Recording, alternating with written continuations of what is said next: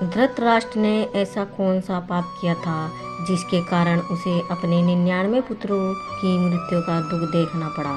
आइए जानते हैं आज की इस वीडियो में। राधे राधे दोस्तों, स्वागत है आपका मेरे YouTube चैनल में।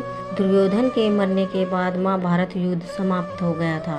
धृतराष्ट्र के सभी 99 पुत्रों की मृत्यु हो चुकी थी। कौरवों की माता गांधारी, पिता धृतराष्ट्र और दुर्योधन की पत्नी भानुमति उसके शव के पास बैठकर विलाप कर रहे थे। धृतराष्ट्र रोते हुए कहने लगे कि आखिर मैंने ऐसा कौन सा पाप किया था जिसके कारण मुझे जीते जी अपने सभी पुत्रों के शवों को कंधा देना पड़ रहा है।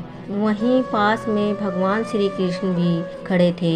उन्होंने दुखी धृतराष्ट्र को बहुत समझाया कि यह तो पहले ही निश्चित हो गया था कि इस युद्ध में समस्त कुरुवंश का नाश हो जाएगा। मैंने बहुत प्रयास किया था इस युद्ध को टालने का, परंतु दुर्योधन की हट और आपके पुत्र मोह के कारण इस युद्ध को टालना असंभव हो गया था, जिसके कारण धर्म की रक्षा के लिए युद्ध ही एकमात्र उपाय रह गया था। तब धृतराष्ट्र ने यह कहा कि आप कोई साधारण पुरुष नहीं हैं, आप तो साक्षात नारायण के अवतार हैं। कृपया कर के आप हमें बताइए कि आखिर मैंने ऐसा कौन सा पाप किया जिसके कारण मुझे अपने 99 पुत्रों के शव उठाने का भीषण दुख प्राप्त हुआ।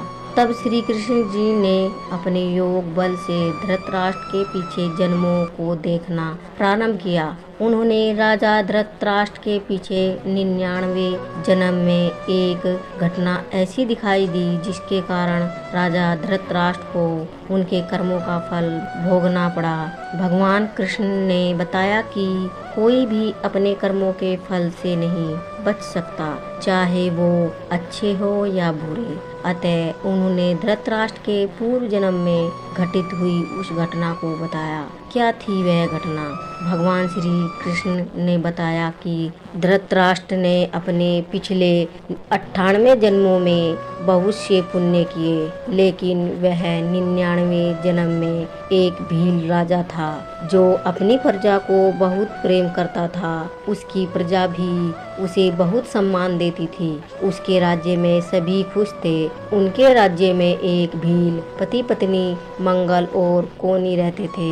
उनके कोई संतान नहीं थी। कोनी इसी बात को लेकर अक्सर रोती रहती थी। एक दिन कोनी अकेले में बैठकर रो रही थी। इतने में उसका पति मंगल आया और उसने उसे शांत कराने की बहुत कोशिश की और कहा कि अगर तुम दुखी होगी तो ईश्वर को भी दुख होगा, और अपनी सौगंध देते हुए कहा कि अगर तुम रोगी तो मेरा मरा मुख देखोगी। तब कोनी शांत हो गई और कभी भी न रोने का निश्चय किया। कुछ दिन बीत गए और एक दिन मंगल जब शिकार पर गया तब कोनी चावल बीनने में लग गई। थोड़ी देर बाद वहीं पर कुछ चिड़िया आ गई और चावल के दाने चुगने लगी।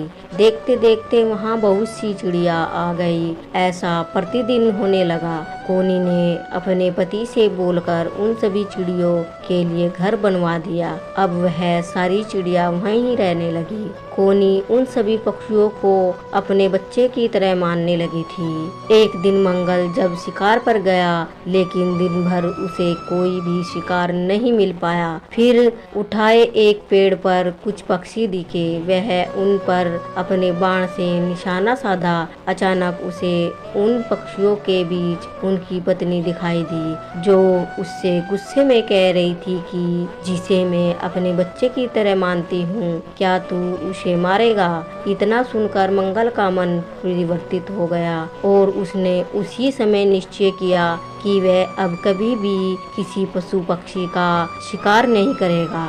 घर आकर उसने यह सारी बात अपनी पत्नी को बताई। उसकी पत्नी ने पूछा कि अब वह क्या करेगा, तो मंगल ने कहा कि अब मैं खेती करूंगा। कोनी बहुत खुश हुई। उसने मंगल से सोमनाथ बाबा के दर्शन की इच्छा प्रकट की। यह सुनकर मंगल भी तैयार हो गया, लेकिन उनके आगे एक समस्या थी। वह दोनों दोनों उन सभी पक्षियों को यात्रा पर कैसे ले जाते।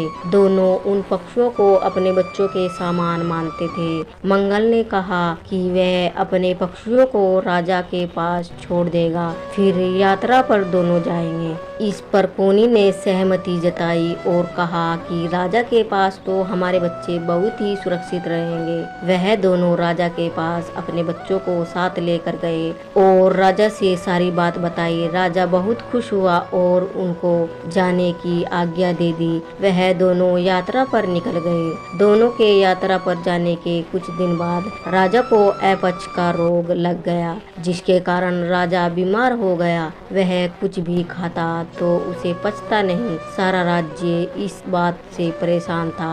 उसका रसोइया भी बहुत परेशान था कि वह आखिर राजा को ऐसा क्या खिलाए जो राजा को पचे और राजा ठीक हो जाए। एक दिन उस रसोइये को किसी ने कहा कि क्यों ने तू अपने राजा को प्रतिदिन के भोजन के अलावा कुछ और बना के खिला।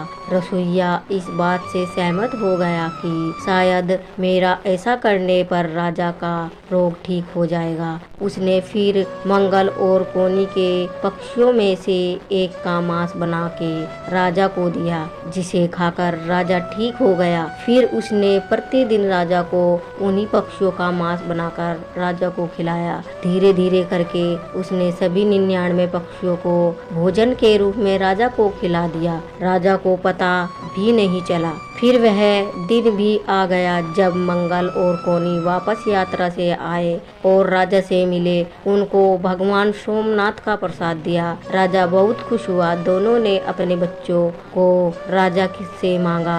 राजा ने अपने मंत्री से उनके पक्षियों को लाने को कहा। मंत्री गया परंतु वापस नहीं आया। उसने फिर अपने अन्य दरबारियों को भेजा परंतु वे सभी वापस नहीं आए। राजा ने क्रोध में आकर उन सबको बुलाया और पूछा तो मंत्री ने सारी बात बताई।